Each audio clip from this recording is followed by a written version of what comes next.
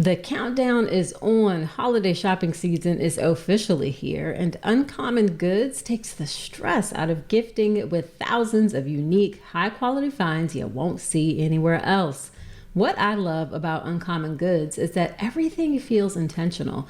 These aren't your run-of-the-mill gifts. They're thoughtful, creative, and often handmade by independent artists and small businesses. When I was looking through the site, I saw the perfect first gift from you to your baby. It was a personalized goodnight book. It features your child's name on the cover, throughout the story, and even in illustrations. You'll be able to read this with your baby from the day they come home from the hospital and for years to come. And Uncommon Goods doesn't just have great gifts. With every purchase, they give back $1 to a nonprofit of your choice. Over 3.1 million donated so far. So don't wait. Cross those names off your list before the rush.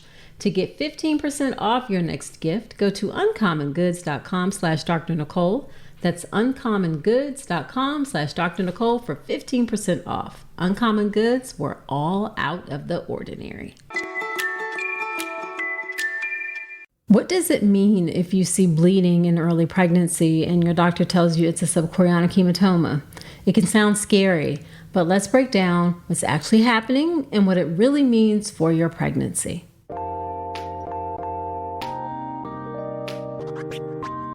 Welcome to the Birth with Power podcast, where knowledge is power and power transforms birth. I'm Dr. Nicole Calloway Rankins, mom of two and practicing board-certified OBGYN with over 20 years of experience and nearly 2,000 births attended. I've seen firsthand how the hospital system can leave women feeling unheard and uncertain, but that doesn't have to be your story. Here, you'll get the knowledge, support, and strategies to take charge of your birth experience so you can walk into the hospital feeling calm, confident, and empowered. Note, this podcast is for educational purposes only, and it's not a substitute for medical advice. See the full disclaimer at drnicolerankins.com/disclaimer. Now let's get to it. This podcast gives you real talk about pregnancy and birth, but imagine that support showing up in your inbox each week too. That's what my Birth with Power brief does. Thousands of women already rely on it as the perfect complement to this show. Quick tips, mindset shifts, and small steps to keep you grounded through pregnancy, all for free. Get it now at drnicolerankins.com/email. Hello there. Welcome to another episode of the podcast. Whether this is your first time listening or you've been here before, I'm so grateful that you are spending some of your time with me today. In today's short episode, I'm talking about subchorionic hematomas. This topic actually came from a DM I got on Instagram. Someone asked me about it, and I thought it would make a great episode, especially because subchorionic hematomas are actually pretty common. So let's start with the basics. What exactly is a subchorionic hematoma? Well, a subchorionic hematoma is a collection of blood between the uterus and the chorion. The chorion is one of the membranes that surrounds the baby early in pregnancy. Think of it kind of like a small bruise underneath the surface, right where the pregnancy implanted. And subchorionic hematomas are found in about 1 to 3% of all pregnancies. They are actually one of the most common causes of bleeding in the first trimester. In fact, they account for up to 20% of early pregnancy bleeding. And yes, bleeding in pregnancy is always alarming, especially in the first trimester, but really at any point in pregnancy. I remember with my first daughter, I had a bleeding episode in the first trimester where I completely bled through my clothes. Falcon wasn't home. I was absolutely terrified. But here's the thing I want you to know right up front. Most of the time, subchorionic hematomas go away on their own and they don't harm your pregnancy. They don't cause any long-term problems. So definitely want you to know that right away, that they're typically not an issue. Now, with that being said, let's get into a little more details of subchorionic hematoma. So how are they diagnosed? Well, most women find out about them after noticing some spotting or bleeding and then going in for an ultrasound to look for a cause of the bleeding. Sometimes, though, they're found by accident or what's called incidentally. You're getting a routine early ultrasound, everything looks fine, and then you hear, oh, there's a small subchorionic hematoma. On the ultrasound images, it shows up like a dark or shadowy area near the gestational sac. The gestational sac is the little fluid-filled space where your baby is developing. Your doctor or ultrasound tech will usually describe it as small, moderate, or large, depending on how much blood is there. So a small hematoma might just be a few millimeters, like the size of a pea or a dime. A moderate hematoma could be one that's closer to the size of like a grape or a walnut. And then a large hematoma might be as big as a small plum, or it could be even larger.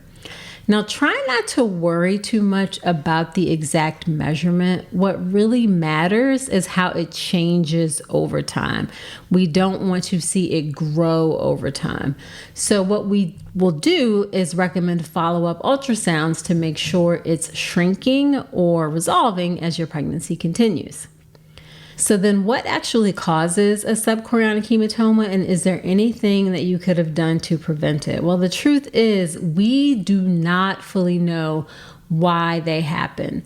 What we do know is that it's likely caused by a small separation between the placenta and the wall of the uterus very, very early in pregnancy when everything is still kind of getting settled.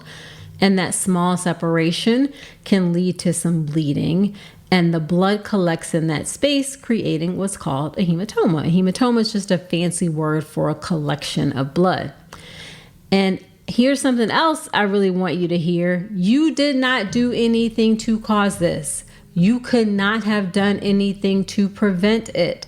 This is not from lifting something too heavy or exercising too hard or having sex.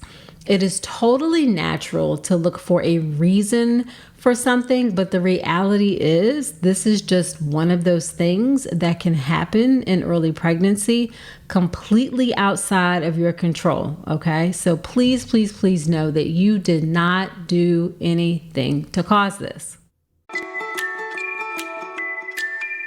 When it comes to research, women, especially pregnant women, are often left out. In fact, most prenatal vitamins are never even tested in pregnant women, which is kind of wild when you think about it, because this is one of the most critical phases of human development.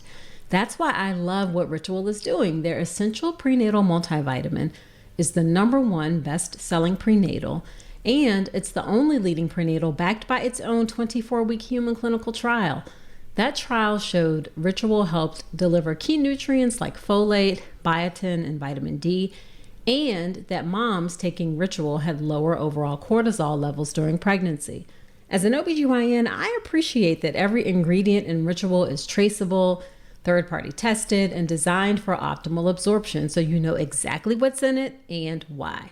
Don't settle for less than evidence-based support. My listeners get early access to Ritual's Black Friday sale, 40% off your first month at ritual.com/Dr. Nicole.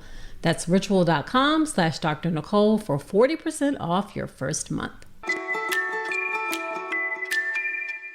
So now that you know what a subchorionic hematoma is and why it happens, the big question, of course, is what does it mean for your pregnancy? So again, I'm saying this again, the most important thing first, in the majority of cases, subchorionic hematomas do not cause long-term problems. The vast majority will resolve on their own as the pregnancy progresses and people go on to have healthy, full-term births.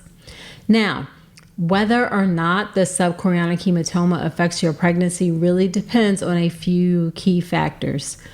One is the size of the hematoma, also where it's located in the uterus matters, and then whether or not you're having symptoms like heavy bleeding or cramping.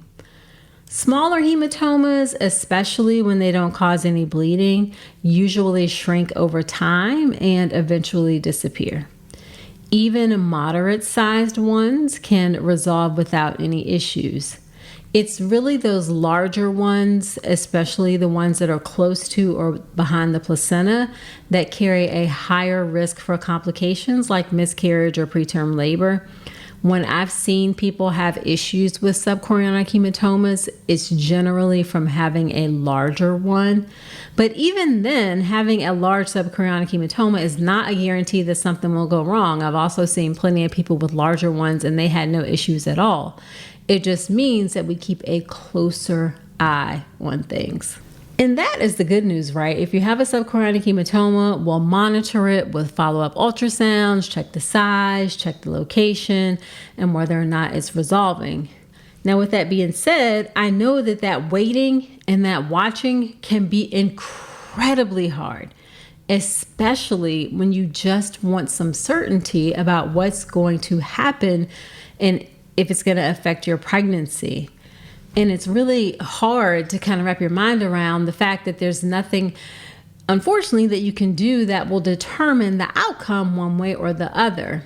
Now, in general, we tell people to take it easy for a bit if you have a subchorionic hematoma, especially if you're having symptoms.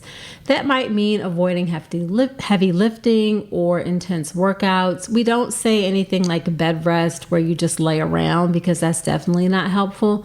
We do, however, say pelvic rest, which means no sex or anything inserted vaginally until the bleeding stops or the hematoma resolves. And listen, I'll be honest, there is not a lot of solid research showing that pelvic rest makes a big difference or taking it easy makes a difference. These recommendations are just mostly based on provider experience and then really just an abundance of caution. Now, the most important thing you can do when you have a subchorionic hematoma is do your best to protect your peace. Try to avoid going down that Google or that Instagram or that TikTok rabbit hole. Try not to compare your pregnancy to someone else's pregnancy. And most of all, again, do not blame yourself. You didn't cause this, and worrying and going down that rabbit hole isn't going to change the outcome. You're doing everything you can control, and remember that most of the time, everything turns out just fine. All right, so that is it for this short episode. Thank you so much for listening today. If this episode helped you, share it with a friend and hit subscribe so you don't miss a thing. Remember, these Thursday episodes are just for subscribers. And remember I said I got this topic from Instagram. So if we're not connected, come follow me on Instagram at Dr. Nicole Rankins. My DMs are truly open and I love to hear from you. Now do me one more favor. Come on back next week and remember to trust your power and take charge of your birth.